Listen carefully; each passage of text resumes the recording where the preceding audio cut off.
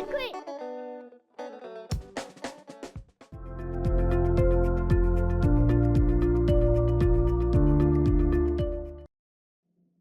목록 이제 우리 오후 시간에는 목록을 진행하고 이제 야간에는 분류를 진행할 건데 일단 과목 개요를 좀 설명을 드릴 거고요. 과목 개요 좀 설명드리고 OT는 다 들으셨죠? 저기 설명의 영상은 다 보셨죠? 그거를 보시면 얼추 감은 다 잡으실 수 있어요. 감은 다 잡으실 수 있는데 이제 조금 더 이제 세세한 내용으로 좀 정리를 하면은 어 이 자료 이게 이제 우리 흔히 얘기하는 그 자료 조직 과목이죠. 분류 목록이. 분류 목록이 자료 조직 과목인데 이 분류 목록 우리 과에서 여러분 빠지면 안 되는 영역은 뭘까요? 요거는 딱 저기서 나와요. 뭐랄까 저기 옛날에 이게 제가 자주 인용하는 부분인데 도엽 회장님을 하셨던 교수님 남영준 교수님이 한번 옛날에 컬럼을 쓰신 적이 있었거든요. 거기에 뭐라 그랬냐면 이 문정과의 본질은 이용자와 정보원의 연결이라고 그랬어요. 그러니까 이용자와 정보원이 직접 연결되지 않기 때문에 우리가 필요한 건데 이용자와 정보원이 직접 연결되면 그러니까 이용자가 아무런 가공 없이 그냥 이용자와 정보원이 바로 연결이 되면 우리 과는 필요 없을 거라고 본 거예요. 그러니까 직접 연결이 되더라도 연결될 수 있게끔 준비하는 기술적 방법들이 존재하지 않는 이상 우리는 필요할 수밖에 없다. 이 얘기거든요. 그거의 가장 오래된 방법론이 이 자료 조직이에요. 그러니까 우리가 인식할 수 있는 어떤 동시에 한 번에 인식할 수 있는 자원의 양, 정보의 양은 어디서 봤더니 +7 플러스 마이너스 한 2 정도 된다고 하더라고요. 이제 사용성 쪽에서는 매직 넘버 7이라고 하거든요. 그래서 여러분 자꾸 뭐 까먹을 때 있죠. 특히 공부할 때 뭐 자주 까먹는 느낌 많이 들 겁니다. 미리 예습하신 분들 특히 많이 그런 느낌이 들 텐데 원래 사람이 그래요. 7개 집어넣고 동시에 기억하거든요. 인제 하나가 추가되면 하나가 사라져요. 그래서 그게 어쩔 수 없어요. 좀 많이 머리 좋은 사람은 9개 기억합니다, 동시에. 그래 가지고 하나가 새로운 게 들어가면 자꾸 밀려나거든요. 그러니까 그렇게밖에 기억을 할 수가 없어. 그러니까 왜냐면 기억을 하지 않고 찾을 수 있는 방법에 대한 방법론이 계속 생겼던 거고요. 그 방법론이 두 가지예요. 하나는 이제 우리가 검색을 할 때 구글 창에다 입력해서 필요한 걸 그냥 그 글씨가 있는 걸 뽑아내는 방법. 또 하나는 관련 주변 것들을 이렇게 브라우징하는 방법. 요거 넷플릭스에서 보면은 그런 거 있잖아요. 이렇게 딱 콘텐츠 나오면 밑에 쭉 관련된 것들 추천하는 거 나오잖아요. 왜 넷플릭스는 코난을 안 할까요? 지금 그 더빙판으로 코난 보는 게 목표인데 코난 시리즈 다 보는 거고 딸내미는 다 봤다는데 난 아직 못 봤거든요. 하여튼 그런 거 이렇게 그래서 지금 코난이 시즌 얼마까지 나왔지? 이런 것도 궁금하지 않아요? 나도 궁금하거든요. 1 부터 해서 지금까지 얼마나 나왔는지 그 밑에 관련된 거에 극장판 얼마나 나왔는지 이런 거 궁금하지 않을까? 그건 무슨 요구냐면 코난이 얼마나 나왔는지를 모르니까 그거와 관련된 정보들을 브라우징하고 싶은 거예요. 그래서 브라우징 두 가지로 움직이는 겁니다. 그건 우리 지금 넷플릭스에서는 브라우징으로 검색할 수 있고 구글에서는 탐색으로 접근할 수 있고 이렇게 돼 있죠. 이게 탐색하고 브라우징이라고 하는 정보 검색의 행위거든요. 이 두 가지 정보 검색 행위가 분류 목록으로 옛날부터 있었던 거예요. 분류는 뭐죠? 서가 브라우징. 목록은 탐색. 요렇게 만들어진 거거든요. 주된 활동이. 뭐 목록에서도 브라우징이 없을 수는 없어요. 근데 주된 활동이 서가상 브라우징이었던 분류 그다음에 있는 자원에 대한 직접 접근을 위한 목록 요렇게 봤었던 거죠. 결론은 자료 조직 이거는 정보 검색이에요. 그러니까 정보 검색에 우리 아날로그 접근 방법부터 발전되어 왔던 정보 검색의 도서관 버전인 거예요. 그래서 우리 과에서 정보 검색이 빠지면은 과목의 어떤 중추가 사라지는 거라고 보시면 돼요. 그래서 이 첫 번째 과목인 분류 목록 이 두 과목은 우리과 본질 안에 해당하는 영역이기도 하고 본질적 영역이기도 하고 그래서 시험에 빠지지 않고 들어갑니다. 빠지지 않고 들어가고 공무원도 있고요. 저 인제 임용 강의도 하지만 공무원 강의도 하거든요. 그래서 공무원 강의할 때 자료 조직 정보 검색은 자료 조직도 당연히 있고 그다음에 정보 봉사론에서도 정보 검색의 비중이 한 25% 에서 30% 정도 돼요. 좀 많이 나올 땐 40%. 정보학 개론 같은 시험 의 경우에도 한 40% 넘게는 정보 검색이에요. 그만큼 정보 검색의 영역은 우리까지 되게 본질적이고 중추적인 영역이거든요. 이걸 잘해야 돼요.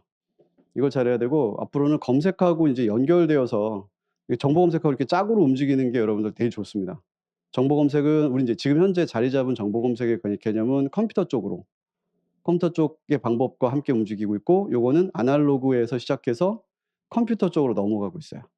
지금 제가 들은 얘기인데 국중에서는요 2030 년까지 비브 프레임이라고, 이제 우리 기입형 후보 중에 하나거든요. 비브 프레임이라고 그 도서관 데이터를 링크드 데이터화 시켜서 인터넷 검색 가능하게 만드는 방향으로 지금 가고 있어요. 2030 년까지 이제 마크의 비중을 확 줄이고 저걸 할 거라고 합니다. 그거 왜 그거밖에 생각이 안 나냐. 그 링크드 데이터 환경에 시멘틱의 구현을 위해서 비브 프레임을 구축할 거라고 해요. 뭔가 새로운 게 막 나오고 있죠. 비브 프레임 이런 거 나오면 왠지 전산 느낌이야, 아날로그 카드 느낌이야. 전산 느낌이죠. 시멘틱 이런 거 나오니까 전산 느낌이죠. 그쪽하고 목록이 되게 연결 많이 돼 가고 있어요. 그래서 목록의 방법하고 전산 쪽 방법이 이제 서로 엮여서 이제 같이 가는 방향으로 가고 있는 중이거든요. 고런 이제 흐름도 같이 볼 수 있도록 좀 가이드를 할 겁니다. 자, 다시 정리하면은 우리 보는 분류 목록 이 두 과목은 뭐다? 정보 검색의 방법이에요. 근데 철저하게 알아둬야 될 거는 정보 검색의 방법 중에 아날로그 방법이에요. 시작점에 대한 가이드는 아날로그 방법입니다. 그러니까 '어떻게 책으로 검색할 수 있었지?'라는 거 생각하시면 돼요. 책으로 어떻게 검색할 수 있을지. 그래서 초반부, 전반부 내피셜을 좀 많이 돌리셔야 돼요. 그러니까 그 생각 '아 이렇게 했으면 이렇겠다.' 네, 고렇게 좀 따라오시면 좋을 것 같습니다. 그래서 이제 오실 분들 다 오셨으니까 가벼운 워밍업은 이렇게 하고, 인제 그중에 이 분량이 많고 트렌드를 많이 따라가는 과목이 목록이에요. 분류는 목차가 크게 잡아 봤자 KDC, DDC, 주요 분류법, 청구기호, 뭐 분류 일반 뭐 이런 정도, 분류사나 아니면 분류 일반에서 6 개, 5 개에서 6개 요 정도밖에 안 되거든요. 근데 목록은 목록 일반이 있죠. 목록 역사도 쪼끔 껴 있고요. 이 안에 포함시킬 수도 있고요. 그다음에 표목과 접근점 있고요. KCR 있고요. 그다음에 코막 있고요. 주제우표표 점거 제어 있고요. 그다음에 메타데이터도 들어갈 수도 있어요. 메타데이터는 이제 저기서 디지털 도서관에서도 다룹니다. 메타데이터도 있을 수 있고, 그다음에 FR 시리즈라든가 RDA 뭐 이런 쪽하고도 연결돼요. 목차 개수가 훨씬 많아요. 그러니까 범위가 넓어요. 그래 가지고 제가 오후 시간에도 잡아 놨어요. 이것부터 쭉 해서 진도를 좀 타이트하게 잡아내고 그다음에 식사하시고 그다음에 분류를 진행하도록 요렇게 구성을 했거든요. 참고하셨으면 좋겠고요.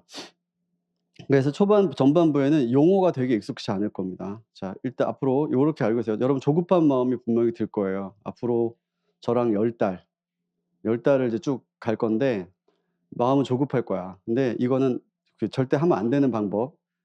자료 조직의 완성은 언제 완성되는 거다? 자료 조직은 언제 완성되는 거게요? 시험 전날 완성되는 거예요. 조급하면 안 돼요. 시험 전날 딱 풀 수 있으면 되는 거야, 시험 문제 나온 거. 뭔지 알겠죠? 그러니까 이거 조급하게 해 가지고 '이거를 지금 완벽하게 한 권을 마스터해야지.' 이런 생각 자체 하지 마. 우리 전공은 마스터 없어요. 난 지금도 나 전공 마스터 됐다고 생각하지도 않아. 할 수도 없고. 그러니까 마스터 이런 말 하지 말고요. 빨리 익숙해지자에다가 포인트를 잡으세요. 빨리 익숙해지자. 자료 조직에 있는 용어로 대화를 할 수 있어야 돼요, 우리가. 그래야지 무슨 문제인지 무슨 말인지를 알 수가 있거든요. 그래서 1 회독일 때는요. 대화를 할 수 있을 정도의 용어가 익숙해져야 되고, 그 용어의 개념이 뭔지를 알아야 되는 것 중요해요. 우리 여러분들 학부에서 수업을 들었지만 자료 조직 스키마가 잘 갖춰져 있다고 생각해요? 아직 안 돼 있다고 봐요? 불안하니까 나한테 왔지. 이제 불안하니까 왔지. 그러면 1 회독 때는요. 뭐가 중요하냐면 스키마를 채우는 거예요. 스키마를 채워서 내가 이제 이 자료 조직이라고 하는 이 과목에 있는 전문 용어를 이해하고 이해한 용어로 대화할 수 있어야 그다음에 응용이 되는 거거든요. 근데 그게 안 되면은 응용부터 할 수도 있는 것도 아니고. 그럼 여러분 운동한 거 예를 들자면 운동 한 번에 해서 막 나 벌크업 50 킬로 이렇게 빡빡 올릴 수 있어요?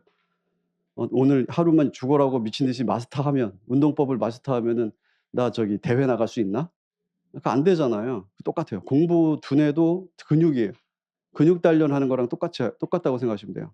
그러니까 신경 연결시키고 그거 키우고 두껍게 만들어서 기억을 단단하게 해 주고 이렇게 하는 과정하고 똑같은 거거든요. 그러니까 그냥 운동한다 생각하시면서 두뇌 훈련한다 생각하셔야 돼요. 조급하게 하시면은 근육통만 많아지고요. 운동 포기하죠. 음. 내가 헬스장을 많이 다녀봐서 알아.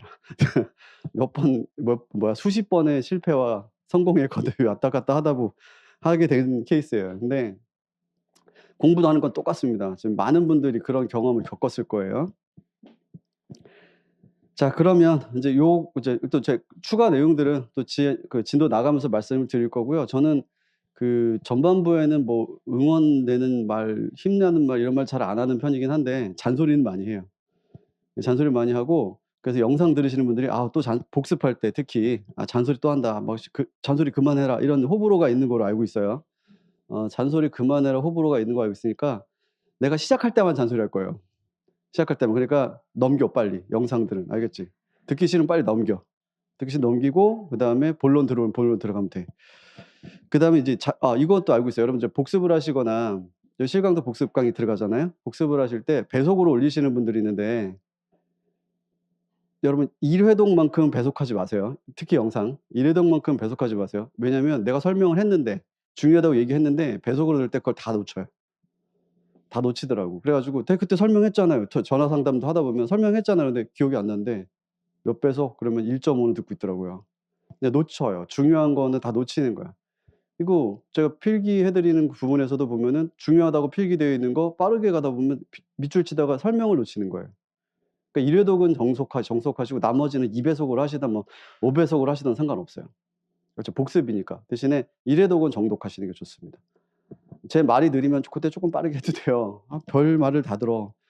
하여튼 그렇고 이제 그건 이제 참고 사항이고요. 잔소리는 이미 이제 한번 했으니까 이제 본론으로 가겠습니다. 목록. 참, 제 수업 진행은 어떤 식으로 하냐면 강의 노트로 한번 리뷰를 해드리고요. 쭉 해고 최소한 여기서 이해 방식으로 해요. 여러분 가능한 필기 많이 하지 마세요. 어차피 필기해놓고 나중에 다시 보면 내가 이거 왜 했지? 이런 생각 하게 될 겁니다. 그러니까 최대한 집중해서 이해하려고 하셔야 돼요. 이런 거였지. 그리고 이해한 다음에 여러분 알 것 같아. 이해했어. 그럼 그거 다시 이해한 게 그 다음에 기억나게 안 나게? 안 나거든요. 쉬는 시간에 다시 복기 한번 하셔요. 쉬는 시간에 복기 한번 하시고 이게 무슨 말이었지? 그러니까 주요 키워드 같은 것들은 무슨 말이었지? 무슨 용어였지? 1회독 때는. 저기 무슨 뜻이었지? 요거를 아는 거를 복기 한번 하시는 게 좋습니다. 집에 가서 복습하실 때도 그게 우선이에요. 다 서술형으로 자료 조직은 그래요. 다 서술형으로 인출한다 그래서 아는 게 아니야. 말이 무슨 말인지 모르면서 인출할 수는 없잖아요. 그렇죠? 그러니까 최대한 첫 1회독 때는 1회독이 목표예요. 저랑 같이 책을 보고 진도를 뽑으면서 혼자 공부할 수 있는 기초 체력을 만드는 거예요. 그게 1회독이에요. 그러려면 뭘 알아야 돼? 혼자 할 수 있게끔 컨셉을 다 이제 알고 있어야 되는 거죠. 이게 무슨 말이었고 무슨 의미를 가지게 되는지 말의 뜻을 알아야 되는 거거든요. 그거를 좀 잡으셔야 됩니다. 그래서 그럼 이제 첫 번째 이해를 위한 예제를 좀 보자고요. 이거 어디서 많이 보던 거죠? 이 노래방 가면 이거 있지. 안 보고 가자마자 요즘에 리모컨으로 다 검색을 하시던데 리모컨이 고장난 노래방을 갔어요. 어떻게 찾을까요? 리모컨이 고장난 노래방. 그럼 노래방 책밖에 없겠지. 요즘 이만해졌대요. 옛날에는 이만했었는데 엄청 두꺼워졌어. 근데 난 솔직히 이 노래방 책에 불만이 많아. 자, 우리는 멋있게 이런 걸 뭐라고 하냐면 노래방 책은 지금 현재 뭐로 찾을 수 있게 되어 있나요? 뭐로 찾을 수 1월 신곡. 재밌는데? 청춘 클럽 메들리?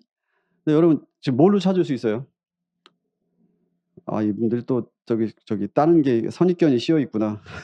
여기서 어디 주제로 찾을 수 있어요? 제목으로 찾는 거지. 노래 제목으로 찾는 거잖아요. 그렇죠? 노래 제목으로 다 배열이 되어 있잖아요. 그래서 뭐 옛날에는 검색을 하기 위해서 뭘 썼냐면 배열이라는 방법을 썼어요. 배열이라는 방법을 썼고 무슨 배열? 잠옷은 배열을 썼다고.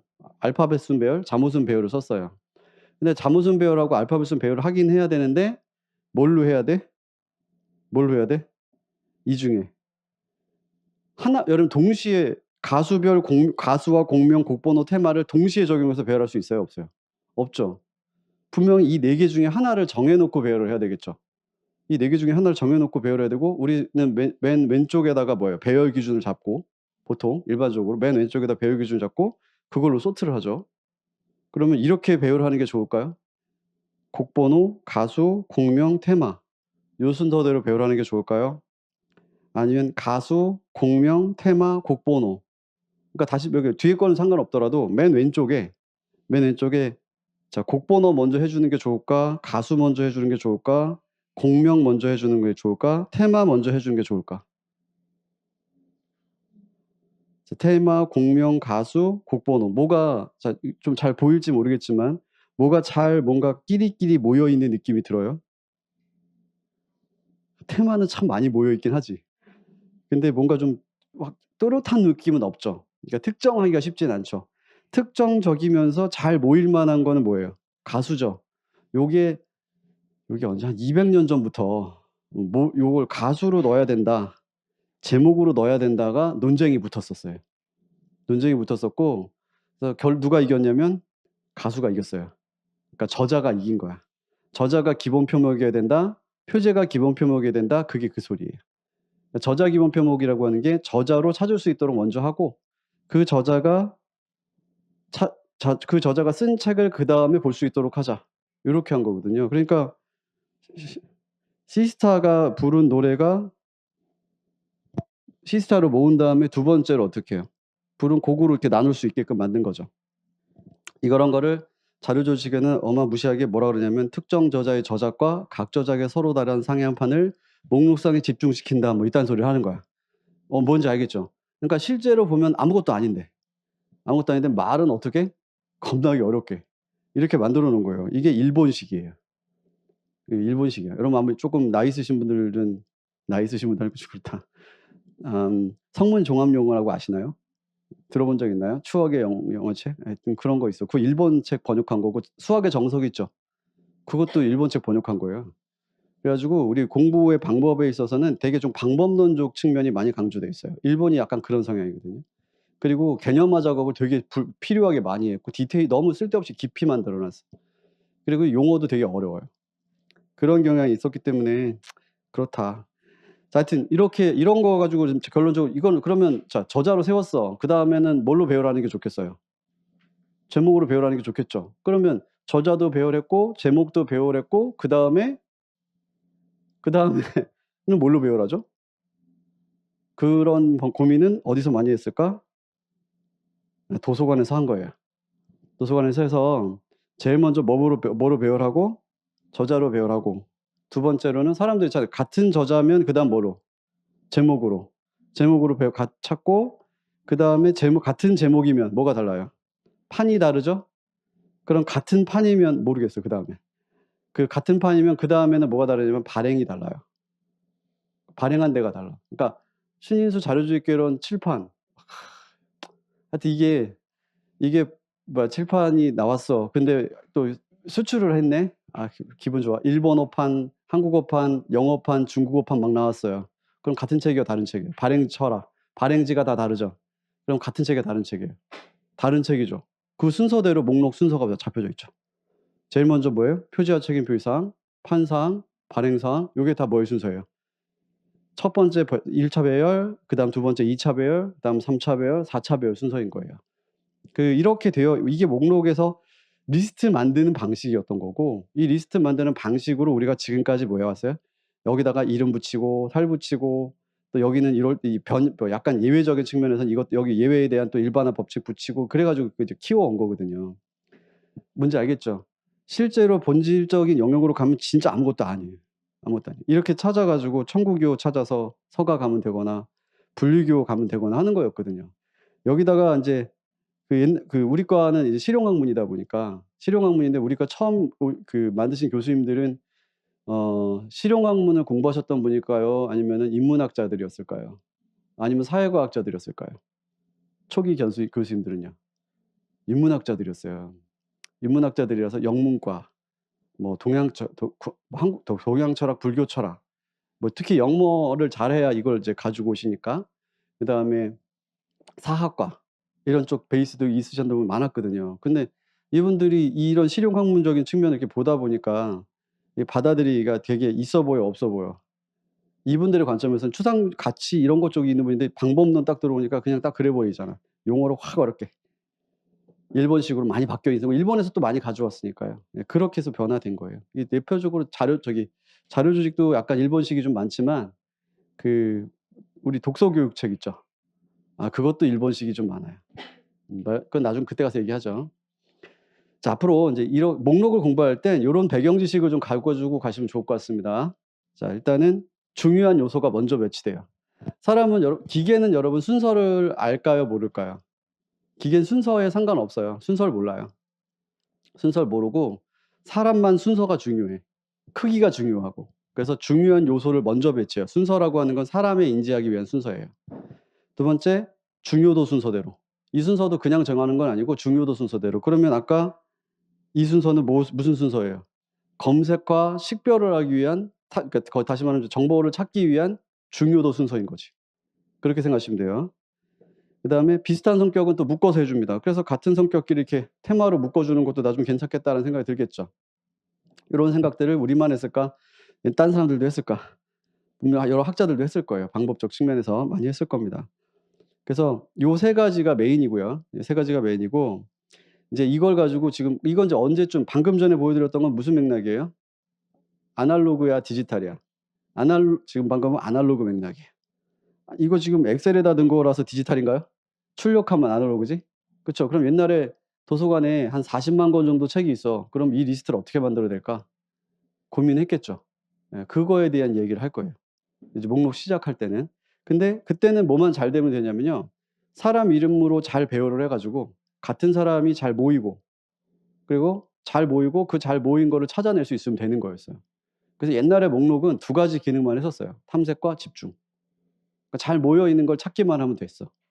그리고 배열이 오류가 없으면 됐어. 근데 지금 환경에서는 무슨 환경이 됐죠? 전산 환경이 됐죠. 그럼 탐색과 집중만 되면 환경에서 또 추가적인 기능이 필요하게 됐어요. 그게 뭐냐면 찾는 거. 탐색하고 찾는 것 중에 이렇게 봐봐요. 내가 찾았어. 그 찾은 것 중에서 내가 쭉 뭐 봐야 돼? 그중에 내가 찾던 게 뭔지를 식별해내야 돼.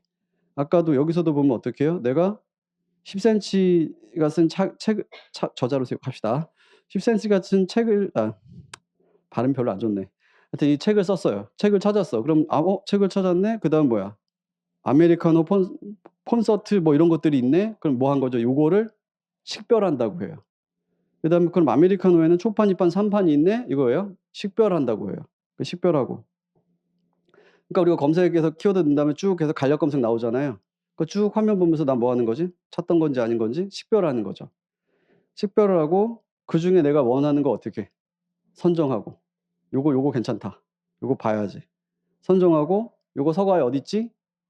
찾아가서 획득하고, 그다음에 다시 뭐 합니까? 찾아다니는 거예요. 이제 목록에서 우리 옛날에는 그냥 탐색하고 집중하면 끝. 근데 이거보다 훨씬 더 기능을 어떻게 풍부하게 만들어야 되겠다고 생각을 했고, 좀 더 거창하게 만들어야겠다고 생각한 거예요. 그래서 탐색, 식별, 선정, 획득, 항해, 요 5가지가 지금 현재 목록의 기능입니다. 목록으로 뭘 하는 건가요? 그럼 요 5가지를 할 수 있어야 돼요. 이 5가지 활동을 할 수 있도록 지금 목록들은 이제 계속 개발이 되고 있는 중이고, 이런 5가지 기능들은 국제적으로 이제 약속을 다 해놨어요. 이렇게 앞으로 이런 기능을 하는 목록을 개발하도록 하자라고 하는 거 국제적으로 개발해놨습니다. 자, 이제 살짝 다른 얘기 하나 해볼게요. 앞으로 보실 때 뭐가 나올 거냐면요. 우리 과는 문과야, 이과야? 뭐 정답은 없어요. 여러분 생각마다 다 다르니까요. 우리 과는 문과예요, 이과예요? 이 문과도 이과도 아니에요. 문과도 이과도 아닌데, 여러분 단과대는 문과도 이과도 아닌 단과대를 들어갔어요? 문과 단과대를 들어갔어요? 공대 나오진 않았잖아요. 그치? 강남대는 좀 다른가? 하여튼 그쵸. 대부분 다 문과 나왔죠. 문과 나왔는데, 문과에서는 여러분 독창적이고 창의적인 거 중시해요? 표준을 지켜야 된다 중시해요? 독창적이고 창의적인 거라고 그게 더 중요하다고 얘기를 많이 하지. 근데 여긴 창의적이면 안 돼요. 목록은 그래서 창의적이면 안 돼. 표준을 지켜야 돼. 표준을 지켜야 되고 약속을 지켜야 되고 하던 대로 해야 돼요. 내가 만약에 진짜 내가 1억을 들여 가지고 아주 창의적인 생각이 안 나죠. 아주 창의적인 스마트폰 하나를 개발을 했어요. 근데 충전 단자는 내가 개발한 충전 단자를 써야 돼. 그럼 팔릴까요? 안 팔릴까요? 안 팔리겠죠. 근데 애플은 왜 잘 팔리죠? 하여튼 그렇고요. 이제 걔네들이 시장 어차피 다 C 타입으로 이제 굽었잖아. 표준을 안 지키다가 표준으로 온 거잖아요. 그러니까 이게 많이 쓰이려면 뭘 지켜야 되냐면 표준을 지켜야 돼요. 목록은 우리만 보면 돼요? 전 세계적으로 같이 봐야 돼요? 전 세계적으로 같이 봐야 되겠죠. 그럼 전 세계적으로 같이 보기 위해서는 각자 나라마다 독창적인 목록 규칙과 목록을 개발해야 돼요. 다 그 국제적인 규격에 맞춰서 개발해야 돼요. 국제적인 규격에 맞춰서 개발해야 되겠죠. 그래서 우리가 학교 도서관도 그렇고 독서 교육은 쪼끔 다르고 이 자료 조직 요쪽이라든가 검색, 디도 이런 쪽은 다 표준, 기준 이것들하고 연결이 많이 될 수밖에 없어요. 그러니까 우린 인문과적 학문에서 인문학적 베이스로 접근하게 되면은 적응이 안 돼. 인문학에서는 뭐만 죽어라고 강요한단다. 강조해. 독창성, 남과 다른 생각, 이런 생각은 한 번도 없었다. 이런 게 중요하잖아요. 근데 이건 그거 아니라니까.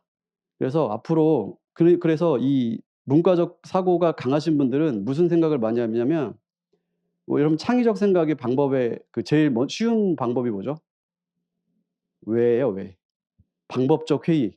'왜 이렇지?' 라고 하는 거야. 그래서 설명이 되고 설명이 안 되면 또 다른 걸 붙여서 설명하려고 하고 이런 거 되게 많이 하죠. 왜라는 걸 되게 많이 하려고 하죠. 이게 문과 특징입니다. 문과 특징이고요. 뭐 순수과학의 특징이에요. 순수과학에서 이 왜라는 걸 되게 많이 생각을 해. 근데 자료 조직은 왜 하면 안 돼요. 그러려니 해야 돼. 알겠죠? 진짜 중요한 지침이에요. 앞으로 '이거 왜 이렇지? 왜 이렇게 돼야 되지?' 이거 하지 마요. 이거 하지 마요. '그런가 보지 뭐.' 이렇게 하고 해야 돼요. 안 그러면 얘 끝도 없이 어려워집니다. 어려운 그 원인은 왜를 설명하지 못하기 때문에 어려운 거예요. 왜 제일 처음에 제목이 나올까요? 자, 설명하지 않아도 돼요. 그냥 제목이 먼저 나오는 거야. 그리고 나중에 '아 이래서 제목이 나왔구나.' 이렇게 해도 된단 말이야. 근데 왜 하잖아요. 진도 죽어라고 안 나갑니다. 그다음부터 여러분들 뭐 하는 줄 아세요? 연구를 시작할 거예요. 연구를 시작할 거고 그럼 이제 연구도 하고 결과물 본인이 만들고 그럴 거면 대학원을 가지 왜 여기서 시험 공부를 해. 알겠죠? 우리 목표는 뭐죠? 연구하는 거 아니고요. 특히 임용하시는 분들은 또 대학원에도 입구하시는 분들이다 보니까 거의 수험생으로 살아야 되는 사람들이 연구자로 사는 사람들이 있어요.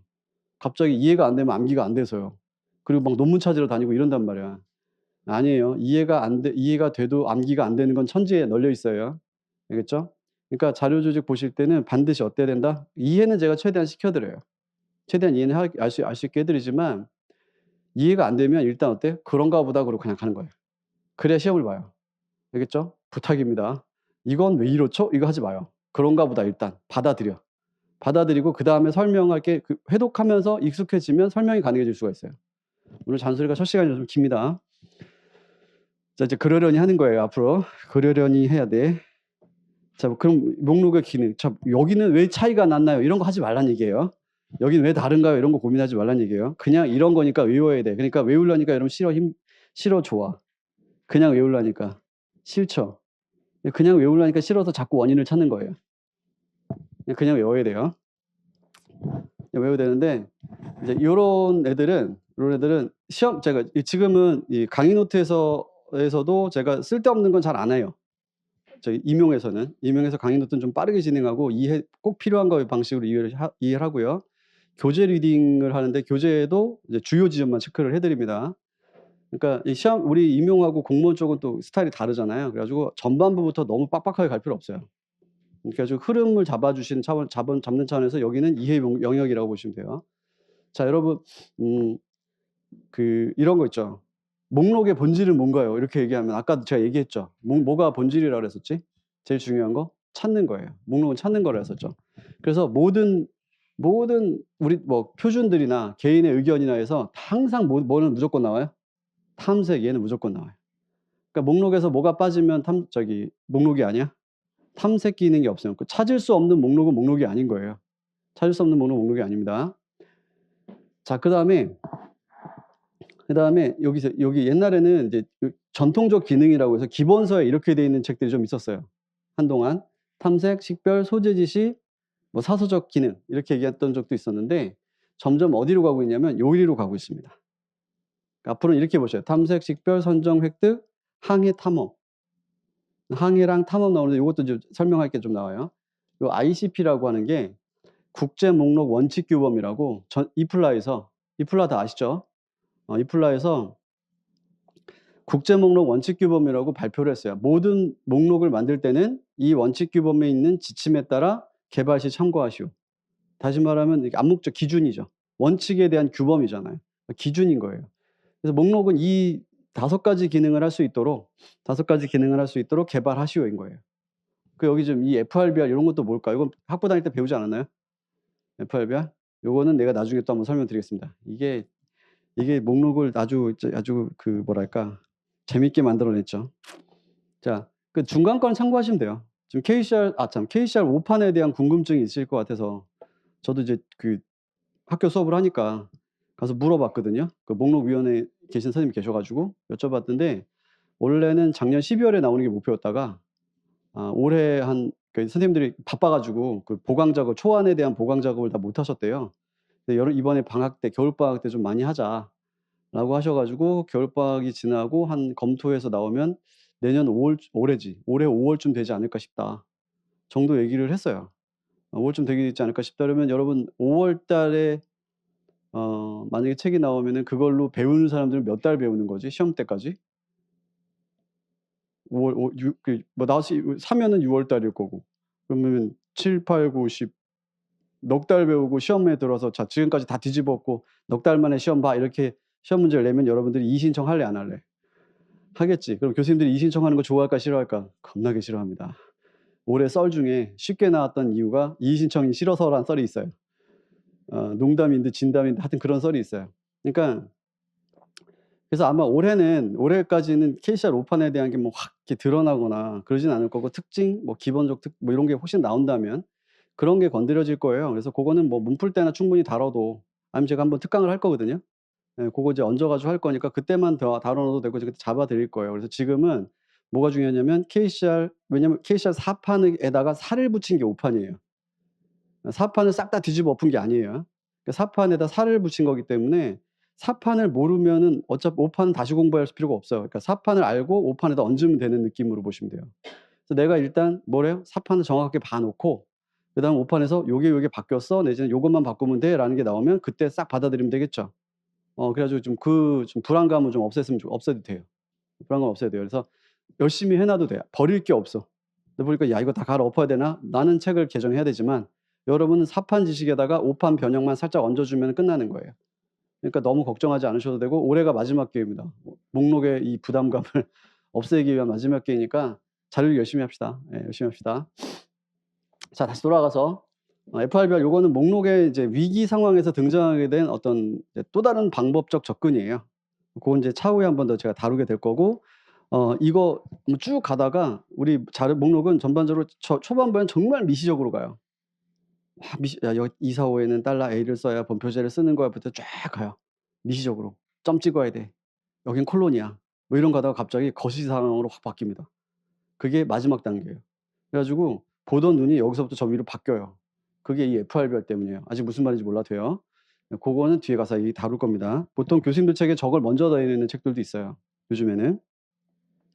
그러면 자, 다른 건 크게 고민하지 않으셔도 되고요. 그 목록에는 이제 어떻게 우리가 기능을 하는데 그럼 목록에서 어떤 게 무슨 기능을 하는가 요런 걸 좀 아셔야 되는데 우리 막은 여러분 다 배우셨죠? 막은 다 배우셨죠? 탐색 기능을 하는 애들한테는요. 콤막에는 무슨 이름이 붙어있냐면 표목이라고 이름이 붙었어요. 표목. 옛날 이제 한자어 방식이죠. 요즘엔 이걸 다 뭐라고 하죠? 접근점이라고 이름을 다 바꿨죠. 그래서 얘네들 제 표목이라는 이름 쓰는 건 아직 막에서는 접근점이라는 말을 안 써요. 부출, 표목 이런 말 그대로 씁니다. 지금 콤막에서는. 그래서 여기에 1, 6, 7, 8, 9 여기에 들어간 애들은 무슨 기능을 하냐면 검색 기능을 한다는 소리예요. 코막에서. 여기다 쓰면 검색돼. 여기다 쓰면 검색이 되고 그다음에 식별 있죠. 요걸 뭐라고 하냐면 기술한다고 합니다. 정보자원의 속성을 기술한다. 기술한다가 영어로 뭐죠? description이에요. description인데 그 사전을 찾아보면 묘사한다는 소리예요. 왠지 기술한다는 게 저 어르신들의 그 한자 변한 느낌이 들죠? "잘 기술해 봐." 이런 느낌이잖아요. "잘 묘사해 봐." 이런 소리예요. 요즘식으로 생각하면은 뭐 하는 거다? 묘사하는 거예요. 그러면 자 여러분들 가지고 있는 펜을 한번 묘사해 보세요. 펜을 묘사해 봐. 이제 우리 문과적 감성으로 열심히 묘사해 봐. 그럼 어떻게 묘사할 거야 이거? 펜을 묘사해 봐. 그러면 일단 뭐부터 묘사할래요? 어떤 거부터 묘사할래요 여기서? 크기는 그쵸. 색깔은 만든 회사는 이게 뭐야 묘사할 때 사용되는 요소들이죠. 그거를 우리가 멋있게 메타데이터라고 불러요. 또 하나 더 멋있게 속성이라고 불러요. 그럼 이 펜에는 무슨 속성이 있는 거지? 크기 속성이 있고. 이 펜에 성격 속성이 있어요? 이 펜 성격 더러워. 이런 거 있어요? 없죠. 그럼 이 펜에는 맞지 않는 속성이 성격이라는 속성이야. 그쵸? 이 펜에는 친척이라는 속성이 있을 수 있나요? 없죠? 비유적으로 하지 않은 이상 없죠. 그러니까 얘한테 맞는 얘만이 가지고 있는 고유한 속성들이라든가 이런 것들을 찾아내야 돼. 크기는 일반적 속성일 수 있고요. 색깔도 일반적일 수 있죠. 하지만 기능적 측면에서는 뭐죠? 이건 그 스타일러스 펜? 예, 그런 형태의 기능을 가지고 있죠. 그런 것들이 이제 얘만 가지고 있는 그 본질적 속성 이렇게 부르는 거예요. 이런 걸 갖다가 잘 체계적으로 조직한다 해서 잘 체계적으로 찾기 쉽도록 또는 식별하기 쉽도록 쫙 배열해서 나열해 놓는 거, 그거를 기술이라고 그래요. 그래서 정보 자원의 속성을 잘 묘사해서 식별하기 좋도록 만들어 놓는 거, 요런 거 갖다가 기술이라고 합니다. 그거를 담당하는 애들이 얘네들이에요. 그러면 잘 묘사되어 있는 거는 뭐만 보면 돼? 검색할 때 쓰는 거야? 확인할 때 쓰는 거야? 확인할 때 쓰는 거죠. 그러면 컴퓨터 화면에서는 화면에 출력되는 애들이에요. 화면에 출력되는 걸 뭐라고 하죠? 기술부라고 하는 거예요. 기술. 얘네들은 그래서 검색 기능은 없고요. 화면에 출력 기능만 있어요. 이 필드들에는 보통. 245는 좀 예외적이에요. 245에는 검색 기능이 있는 것도 있습니다. 일부 검색 기능이 있는 것도 있지만 거의 대부분은 다 출력 기능만 있어요. 화면 출력만 돼 있어요. 그러니까 여기 있다고 해서 검색이 되는 건 아닌 거지. 글씨가 쓰여져 있다고 해서. 소재 지시는 찾고 내가 이제 어떤 예를 들어서 아까 신인수 자료집기를 찾았어요. 그리고 7판을 찾았어요. 그거 서가에 어디 있지? 그게 뭐예요? 소재 지시죠. 서가에 어디 있지? 그럼 인터넷상에 어디 있지? 그것도 소재 지시예요. 그래서 인터넷상으로 가면은 이제 서가상으로 가면 천국이요. 인터넷상으로 가면 다른 필드들이 나오겠죠. 뭐 856 필드라든가 이런 게 나오겠죠. 그런 식으로 여기가 구성이 되어 있는 겁니다. 이렇게 한 덩어리를 만들어져 있는 거를 이제 저록이라고 그래요. 이렇게 레코드 하나를 책 하나에 대한 정보를 다 담고 있는 거를 이제 앞으로 뭐라고 할 거다? 저록이라고 할 거다. 자, 그렇고 이제 여기 그래서 그럼 옛날에 이제 어떤 식으로 검색을 했었냐? 탐색과 집중 이렇게 돼 있죠. 이거를 이제 앞으로 말이 이렇게 돼 있더라고. 자, 탐색을 할 때 우리 뭐로 탐색을 하냐면 세 가지에서 벗어나지 않아요. 처음부터 여러분 저기 구글 검색창이나 도서관 검색창에 처음부터 출판사 이름부터 치는 사람 있나요? 아니면 2024 이렇게 친 적 있나요? 시작할 때부터. 없죠. 그럼 우리가 처음에 칠 거는 거의 셋 중에 하나예요. 셋 중에 하나. 저자, 표제, 주제. 이 셋 중에 하나가 처음 입력할 거라는 거예요. 그래서 이 저자, 표제, 주제를 가지고 찾아요. 요거는 누가 처음 제시했냐면 카터가 제시했습니다. 카터. 저 유튜브에 가면요. 내가 나중에 이 분류사, 목록사를 다 찢어가지고 하나씩 다 이렇게 쇼츠로 만들어서 올릴까 지금 생각만 지금 1년째 하고 있어요. 근데 하여튼 잊었어. 있어. 카터가 하여튼 헷갈리네. 카터가 애선염 도서관 관장을 하시면서 사전체 목록 규칙을 만들거든요. 그때 여러분 관장님들이 도서관의 문제를 제일 많이 알아요. 왜냐면 직원들이 일을 제대로 못해. 야, 이거 좀 찾아와봐. 그랬더니 잠깐, 네, 알겠습니다. 그러고 찾으러 갔어. 근데 1시간이 지나도 안 와. 너 지금 뭐 하니? 그러고 갔어. 그랬더니 아직도 찾고 있어요. 이러는 거야. 그럼 넌 뭐 보고 찾니? 그랬더니 책을 직접 보고 있는 거야. 니들 목록 없니? 그랬더니 목록이 있는데 정 엉망진창이에요. 봐도 더 모르겠어요. 뭐 이래요. 그러면 관장님이 어떻게 해요? 답답한 것들. 어떻게 해야 돼? 내가 만들어줄게. 그래가지고 체계적으로 만들어준 거야. 그게 이때 카터가 처음 제시합니다. 이렇게 세 가지를. 명시적으로. 저자, 표제, 주제로 찾는다. 그 다음에 집중하는 거 있죠. 자, 이게 저자로 아까 처음 나왔었잖아요. 만약에 제목으로 먼저 집중을 하면 일단 집중이 잘 될까요? 똑같은 책의 제목들은 집중이 되겠지. 그렇죠. 하지만 제목이 다를 가능성이 높아요. 저자가 다를 가능성이 높아요. 그리고 여러분 제목을 기억하기가 쉬워요? 사람 이름을 기억하기가 쉬워요? 이 제목이라고 하신 분들이 있던데 참 깝깝합니다. 이럴 때는. 그럼 짧은 게 기억하기 쉬워? 긴 게 기억하기 쉬워? 짧은 거. 사람 이름이 짧아? 책 이름이 짧아? 사람 이름 짧지. 그래서 사람 이름 기억하는 거야. 그러니까 기억하기도 쉽고, 두 번째, 이 사람이 쓴 책을 한 군데서 모을 수도 있고, 아까 그거 봤죠? 소트된 거. 그 다음에 이 모아진 것에 이 판에 이렇게 판을 또 모아낼 수 있죠. 그럼 이게 좀 더 어떻게 체계적으로 좀 정리된 거죠. 근데 우린 이런 생각도 하죠. 책으로도 됐으면 좋겠고 뭐 주제로도 됐으면 좋겠고 다 좋잖아요. 근데 이게 무슨 환경이라고요? 아날로그 환경이라고요. 아날로그 환경이니까 이렇게 멀티로 다양하게 찍어서 할 수는 없어. 멀티로 다양하게 찍어서 할 수는 없고 요거를 저자 중심으로 하나만 배열해 봐.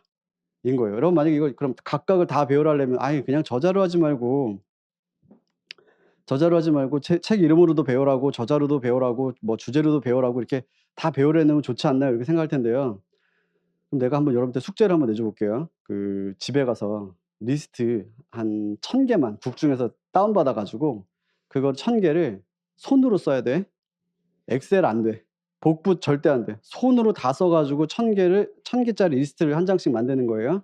저자, 표제, 주제. 요거 한 장씩 맨 왼쪽에다 배치해 가지고 3000번 써 가지고 와 봐요. 재밌겠지 아주. 그쵸? 근데 그러고 나서 내가 또 줬어. 요 사이사이에다가 새로운 책 주제를 100개씩 줬어요.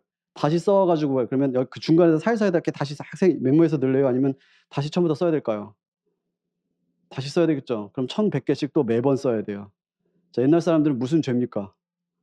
손으로 써야 되고요. 옛날에는 인쇄 아니잖아. 복붙 아니라잖아. 그러니까 손으로 다 썼단 말이에요. 그걸 어떻게 해요? 그럼 손으로 쓰다 보면 또 무슨 실수가 있어? 배열할 때 실수도 있죠. 난리 나는 거야. 난리 나는 거야. 그러니까 야, 다 하기 힘들다. 다 똑같은 거를 3번을 써야 돼. 이런 것도 할래요?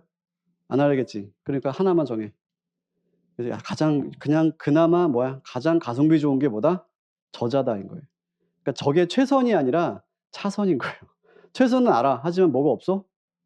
가성비가 너무 없어.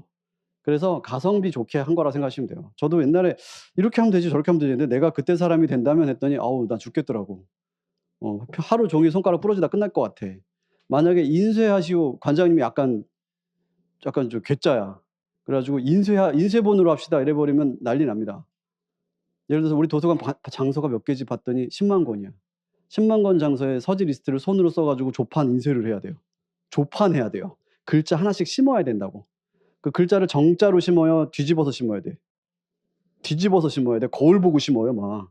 그걸 갖다가 몇만 개? 10만 줄을 써야 돼.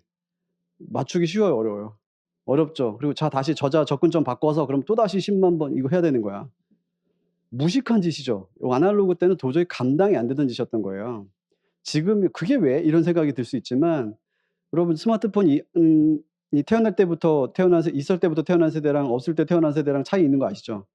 있다고 그러더라고요. 똑같아요. 우리는 지금 이미 디지털 환경에서 태어났으니까 그게 왜 안 돼? 뭐가 어려워 이러겠지만 아날로그로 가 봐. 난리 아닙니다. 난리도 아닙니다. 그래서 그렇게 나오는 거예요.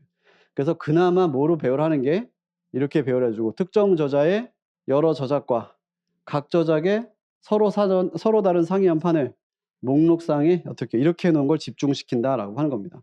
요거를 분류해서는 저자기호법이 청구기호 배우셨죠, 여러분?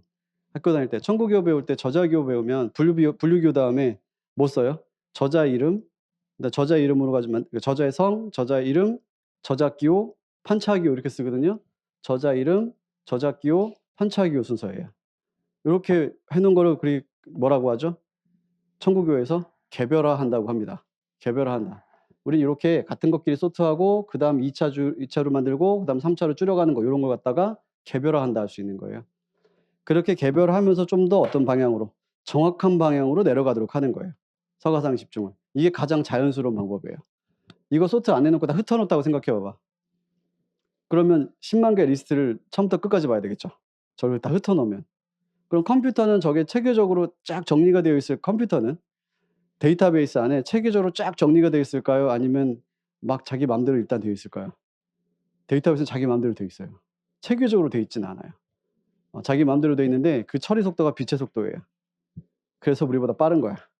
빠른 거고 그나마 그 빛의 속도로 가더라도 느릴 수가 있잖아요. 그래서 거기서 쪼끔 더 빠르게 만드는 방법이 우리랑은 달라요. 고런 걸 갖다 파일 조직이라 그래요. 파일 조직이라고 하고 검색해서 배워요. 정보 검색해서. 자. 이거 어디서 봤다는 거지. 이거 저자, 제목, 판사 요런 거 어디서 봤어? 저자기호법에서 봤다는 거 방금 설명했던 겁니다. 저자기호법에서도 분류기호 있죠? 자, 이렇게 분류기호는 주제, 저자기호는 저자 이름, 저작교원은 표제에서, 판차교원은 판에서 이렇게 갖다 쓰죠. 그러니까 우리 뭐로 배열을 해요? 서가 목록은. 서가상의 배열은 할 때 기준이 뭐예요? 배열 기준이. 청구기호 보고 배열하잖아요. 청구기호 보고 배열하니까 우리는 그냥 걸어가면서 뭐야? 같은 주제네, 같은 저자네, 다른 판이네, 요거네. 이렇게 갈 수 있겠죠. 그렇게 배열하도록 만든 거예요. 그래서 서가 배열의 접근 방식과 그다음에 여기 방식이 똑같은 거예요. 목록에서도 같은 겁니다. 그래서 나중에 가면 저자기호법에 가면 이런 말이 나와요. 서지적 특징을 살린 기호법이다. 이거하고 연결되기 때문에 그런 겁니다. 자, 이제 그다음에 목록의 기능 계속 가면 이제 요거는 이제 그 표목하고 기술이라고 하는 게 나오는 건데, 표목은 탐색 기능 하는 거고 아까 나왔던 것처럼 기술은 식별을 해주는 거예요. 구별해내는 겁니다. 식별도 뭐가 개별화가 잘 되도록 순서를 정해놓고 개별화하는 거예요. 식별하는 거예요. 기술사항, 뭐 부출 지시, 청구교 이렇게 있는데 요거는 아마 여러분 강의 노트에 보면 이렇게 있을 거예요. 요거 있죠, 요거. 요걸 가지고 옛날에 카드 목록은 이렇게 되어 있고, 그다음에 우리 그 국중이나 이런 데서 출력되는 화면들 있죠. 출력되는 화면도 일단 이 방식으로 되어 있어요. 일단 이 방식으로 되어 있는데, 자, 여기서 요게 뭐죠? 맨 먼저 쓰였어요. 여기 구멍이 어디 갔어? 옛날에 카드 목록 보신 분들은 아시겠지만 카드 목록은 이렇게 생겼거든요. 카드 화면에 이렇게 쭉 꽂혀 있거든요. 그럼 요 위에를 이렇게 어떻게 하면서 찾아야 돼? 넘기면서 찾아야 되겠죠. 넘기면서 찾을 때 찾아야 돼. 내가 신인수책을 찾아야지라고 했는데 신인수 이름을 쫙 바닥에 써놓으면은 찾기 쉬워요. 저 맨 위에다 써놔야 찾기 쉬워요. 맨 위에다 써놔야 찾기 쉽겠죠. 그래서 접근점을 맨 위에다 써놨어요. 여기다가. 그래서 요거를 한자로는 표목, 영어로는 헤딩, 이마 카드에 어디다 썼으니까 이마에다 썼으니까 헤딩이라고 하는 거였었던 거죠. 근데 지금은 카드 안 쓰잖아요. 그러니까 헤딩이라는 이름은 이제 더 이상 유효하지 않지. 그리고 접근점이라고 얘기를 하는 거예요. 그러면 이거에 따라서 지금 저기는 뭐가 쓰여져 있죠? 여기 쓰여져 있는 저자가 여기 쓰여져 있죠? 그럼 저자 목록. 여기 밑에 있던 분류교가 여기 쓰여져 있는 거면 뭐겠어요? 분류 목록. 그다음에 저기 주제명이 들어가 있으면 주제명 목록. 뭐 별거 아니죠. 그렇게 되어 있는 겁니다. 자, 요게 여러분 막은 다 배웠잖아요. 막은 다 배웠죠? 가만히 보면은 요게 이제 그러면 자, 잠깐. 자, 그러면 저자 목록, 분류 목록, 주제명 목록 이렇게 세 가지가 있어요. 이 중에서 하나만 써봐. 하나만 찍어봐. 뭔 무조건 하나만 유지해야 돼. 그럼 뭐게? 이거라는 거예요. 저자를 하는 거예요. 도서관에서는요, 옛날에 이렇게 했어요. 일을. 카드 목록 시절엔 일을 이렇게 했습니다. 책이 한 권 들어와요. 그러면 왕고참 사 선생님이 쫙 해서 카드 한 장을 딱 만들어. 이렇게 만들어요. 그 다음에 밑에, 부하들이라고 하기도 뭐하고 하여튼, 밑에 직원들한테, 야, 요거 똑같이 써.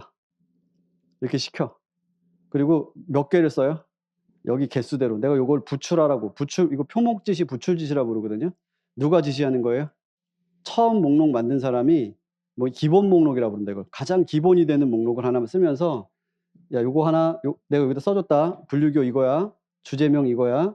주제명 이거야. 주제명 이거야. 그다음에 제목도 접근점으로 해라.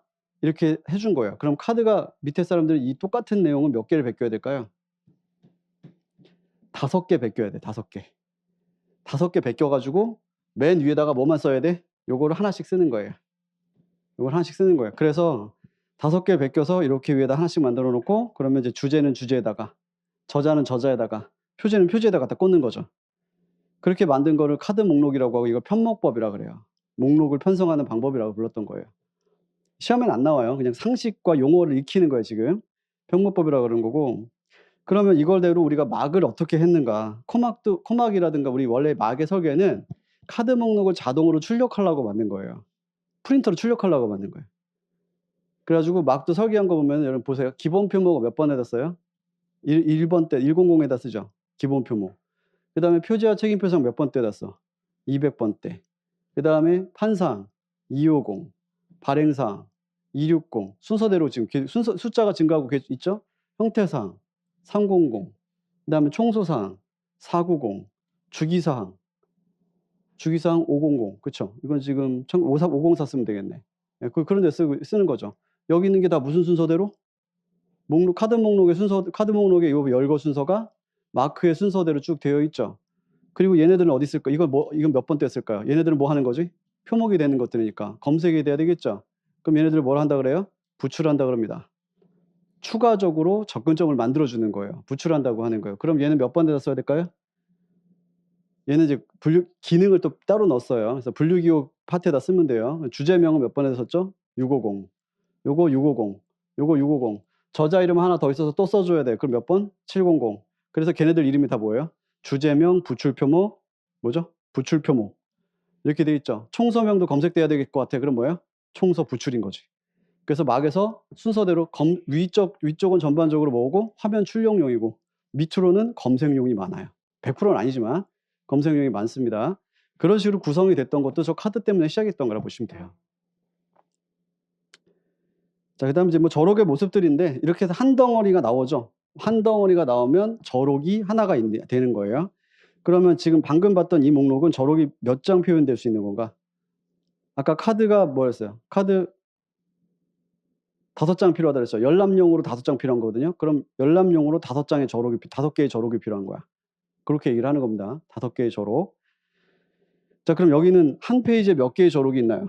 책자 목록에서 한 페이지에 10개의 저록이 있네요. 그렇죠? 10개의 저록이 있다. 그래서 이런 거는 이제 이렇게 돼 있지.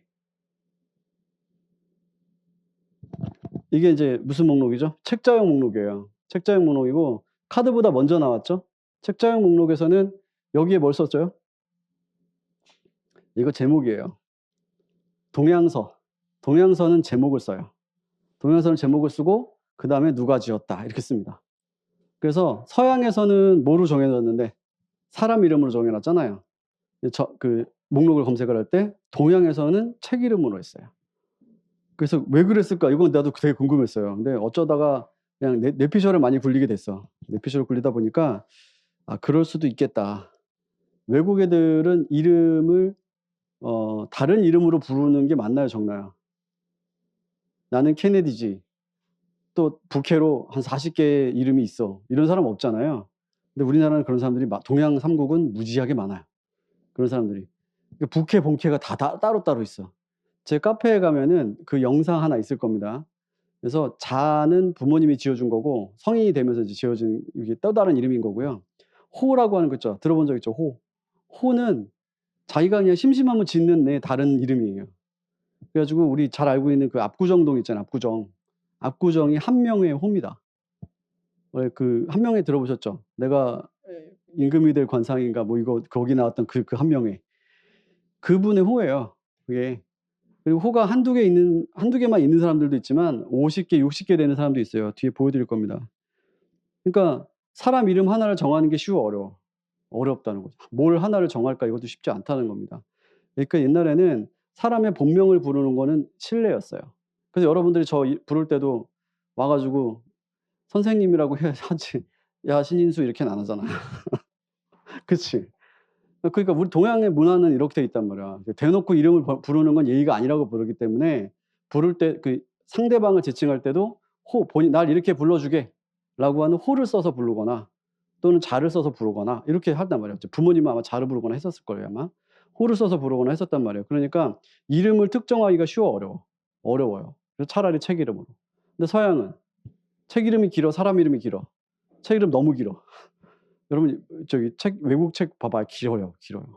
그래가지고 이 사람 이름으로 먼저 접근을 많이 하는 편입니다. 그건 나중에 나중에 또 보고요.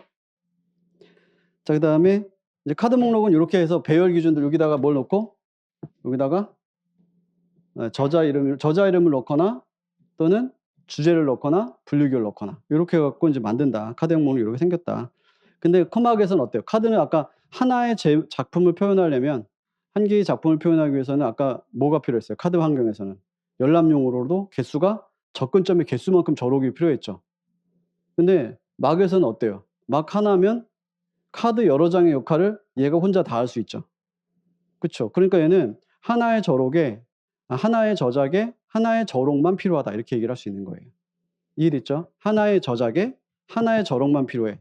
그래서 막이 쓰이고 있어 지금. 왜냐면 카드는 어떠니까 접근점에 따라 하나의 저작에 여러 개의 저록이 생길 수밖에 없어. 그럼 이건 관리가 힘들까 어려울까? 같은 말이죠. 힘들죠. 관리가 힘들죠. 근데 얘는 어때요? 쉽죠. 비교적 얘보다는 쉽잖아. 야 그거 카드 한 장 없어져 가지고 못 찾는다. 여러분 카드는 없어지면 없어진 거를 아나요 모르나요? 모르죠. 없어졌는지를 몰라요. 그다음에 막에서도 "이거 검색이 안 되는데요."라는 걸 알기 전까지는 그 막도 뭔가 잘못됐다는 걸 알 수가 없어요. 그러니까 검색에서의 문제는 오류 발견이 쉽지가 않아요. 오류 발견이 쉽지 않아요. 그건 나중에 보도록 하고. 여기 이제 카드 목록이고요. 자, 이거를 여러분 지금 잘 별표를 쳐 놓으시고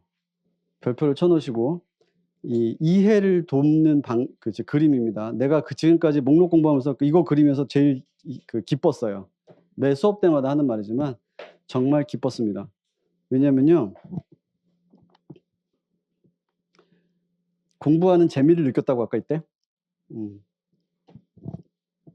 아 이게 이런 거였어라는 느낌이 드는 거예요. 저는 전산도 좀 했었거든요. 대학원 때 모교 전산실 조교를 했었어요. 그래 가지고 서버도 관리를 했었고 내가 그래도 나름 우리 과에서 내가 한가를 했던 게 최초로 홈페이지 만들고 게시판을 붙였던 사람이야. 이 학과 게시판 이런 거 요즘엔 그냥 막 만들잖아요. 서버에다가 그거 설치해서 이렇게 론칭하고 거기 자료실도 내가 운영했었어요. 그랬었는데 그때 인제 막 공부도 해야 되잖아. 나는 근데 컴맹이었었거든요, 학부 다닐 때. 대학원 때 인제 동생이 좀 컴퓨터를 해 가지고 공부를 좀 많이 했었어요. 근데 하다 보니까 이런 걸 배우는 거야. 필드가 모이면 레코드가 된다. 레코드가 모이면 파일이 된다. 파일이 관계를 가지면 데이터베이스가 된다. 이렇게 배웠거든요. 근데 어느 날 이 공부를 하다 보니까 "저록이 모이면 목록이 된다."라고 배운 거예요. "저록이 모이면 목록이 된다." 근데 저록은 마크의 레코드와 같은 거다라고 쓰여져 있는 거예요, 전공책에. 그러니까 마크는 저록이 레코드와 같은 거야. 이렇게 돼 있어요. 그러면 저록이 모이면 뭐가 된다고요? 목록이 된다 그랬죠. 그럼 목록과 같은 건 뭐인 거야? 레코드가 모여 있는 파일과 같은 거예요. 그래서 여러분 우리 전공책들 보다 보면은 서지 파일, 저자 파일, 서명 파일 요런 말들 디지털 소관 책이나 이런 데 보면 나오는 경우 있거든요. 그 파일이 우리 자료 조직의 명칭으로 바꾸면 목록이에요. 뭔지 알겠죠?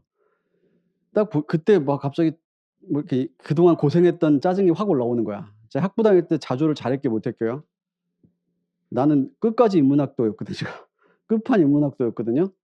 자조를 잘할 수가 없었어. 나 간신히 빗불로만 무리했어요. 아 진짜. 드랍을 3 번을 시켰나?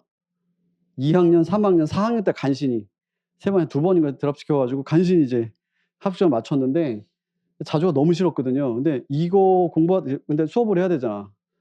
공부를 하다 보니까 여기가 딱 떨어지는 거예요. 그러니까 인제 잠깐만. 파일이 모이면 관계를 가지면 데이터베이스가 된다 했잖아요. 근데 여기서 목록은 관계가 있는 거야, 없는 거야? 없는 거예요. 그럼 앞으로 목록은 어느 쪽으로 발전할까? 관계가 있는 방향으로 발전하겠죠. 얘네들이 관계가 있는 목록 쪽인 거예요. 그래서 요즘 목록 트렌드의 FR 시리즈, RDA, 그다음에 비브프레임 이건 다 뭐냐면 저록들이 목록으로 만들어져서 이 목록들이 뭐가 되기 위해서 관계를 갖게 하기 위해서 그렇게 가고 있는 거다. 그래서 아직까지는 우리가 전산에서 사용하고 있는 DB 형태를 DB처럼 되어 있는 거를 관계를 가진 규칙화되는 방향으로 지금 우리도 만들어 가고 있는 중이라는 거죠. 자 그러면 이제 여기서는 더 재밌었던 게 저는 이제 마크를 학교 다닐 때 안 배웠어요. 학교 다닐 때 마크를 안 배웠어요. 안 배운 건 내가 배우기 싫어서 안 배운 게 아니고요. 그때 없었어요. 없었다고 하면 좀 그런가? 하여튼 그때 학교에 들어와 가지고 "이게 마크란다."라고 해서 하는 거를 4 학년 때 조교생이 보여줘 가지고 한번 구경했었어. 학과 교수님이 "야 보고 와." 이래 가지고. 그때 마크를 어디서 배웠냐면은 도서관 자동화 시간에 이렇게 모는 종이에다가 이렇게 리더를 그리면서 배웠거든요. 이걸 왜 하는지도 모르고 배웠어요. 왜 하는지도 모르고 배웠는데 결론적으로 이렇게 될지는 몰랐지. 다시 정리해 보니까 그냥 하다 보니까 제가 제일 힘들었던 게 막은 어떻게 해도 하긴 하겠더라고, 공부를 하면. 근데 메타데이터가 그렇게 힘들더라고요. 감이 안 와. 그래 가지고 힘들었는데 여기서 뭔가 이렇게 쫙 연결되는 느낌을 받았어요. 뭐냐면 보세요. 레코드는 뭐가 모이면 레코드라 그랬죠? 필드가 모이면 레코드죠. 그럼 저록은 뭐가 모이면 저록이에요? 아까 배웠죠. 서지기술 요소들, 표모, 부출짓이 이런 애들 모이는 거잖아요. 그럼 얘네들을 우리가 컴막에서 뭐라고 불러요? 마크필드라고 부르는 거예요. 그럼 얘네들이 우리는 마크필드가 뭐죠? 각각의 다 서지기술 요소들을 쓰고 있는 거죠. 그러면 요 필드들은요. 요 필드들은 다른 데서 어떻게 부르는지 봤더니 메타데이터라고 불러요. 표제 필드. 무슨 뭐가 있다는 거죠? 표제가 뭐야? 메타데이터죠. 표제가 메타데이터고, 그러면 아까 제가 잠깐 얘기했었죠. 뭐가 있다고? 그 메타데이터는 여기 이 폰에는 제목이 있어요, 없어요? 제목이 없죠. 표제에 관련된 제목이 있는 건 아니죠. 그럼 표제 속성은 없는 거예요, 얘는. 모델명이라는 속성이 있는 거지. 그쵸? 그러니까 그게 다 뭐다? 저 어떤 자원을 묘사해낼 때 사용되는 속성들인 거예요. 정보자는 속성. 그 속성이 껍데기에 표현되어 있으면, 외부에 표현되어 있으면 외적 속성. 그다음에 안에 내용을 열어보고 읽어보고 분석해서 나타나는 속성이면 뭐예요? 내적 속성. 이건 정보학에 나와요. 다 연결돼 있어요. 그래 가지고 이게 같은 관련된 영역인데 과목마다 뭐가 달라서 명칭이 달라서 다 따로따로 노는 거였던 거예요. 그래서 내가 막 이거 그림 그려 놓고선 이렇게 기쁘기도 하면서 한편 옛날에 그럼 난 서로 다른 분야에서 다른 거 각각 다 외웠던 그 삽질의 시간들이 뭐 이렇게 억울하더라고요. 그러니까 아시는 분 이제 요게 오늘 이 첫 시간의 제일 중요한 키예요. 첫 번째는 뭐냐면 목록의 기능이었고 그다음에 목록의 종류에 대한 걸 이해를 하시면 되고 저록과 함께 관련된 내용들 요걸 이해하시면 되는데 요거 지금 이해 안 되잖아요. 괜찮아요. 나중에 또 복습할 때 보고 이해가 되면 이제 공부가 된 거고 요 말이 무슨 뜻인지 아직 그때도 이해가 안 되면 또 하면 돼. 언제까지? 시험 전날까지만 보면 돼요. 시험 전날까지만 봐도 되고 물론 시험에는 안 나와. 대신에 개념의 이해의 이렇게 결합을 위해서는 딱 좋은 그림. 내가 만들어 놓은 것 중에 내가 만족하는 그림 하나. 이거밖에 없어요. 딴 그림 별로 없어요. 자, 좀 쉬었다가 이제 뒤 내용 좀 보겠습니다. 목록의 종류부터.